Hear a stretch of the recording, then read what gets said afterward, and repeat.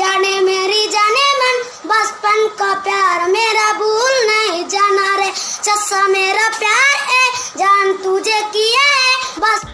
Hello दोस्तों, आपने ये वीडियो और ये सॉन्ग जरूर सुना होगा। हम बात कर रहे हैं नक्सल प्रभावित क्षेत्र सुकमा के ग्राम उर्मापाल के निवासी सहदेव का, जो कि छोटे से वीडियो के माध्यम से बहुत ही जल्दी तेजी से वायरल हो रहा है। और इसका वायरल वीडियो सिंगर बादशाह तक पहुंच गया और बादशाह ने उन्हें फोन करके अपने साथ गाना गाने का ऑफर दे दिया। और ये बहुत बड़ी उपलब्धि है उसके लिए कि बहुत छोटे से उम्र में उन्हें यह उपलब्धि हासिल हो गई।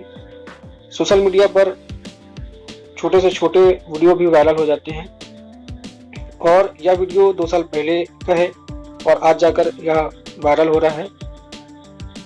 यह बच्चा छत्तीसगढ़ का रहने वाला है और बहुत ही छोटे फैमिली से बिलोंग करता है, गरीब है।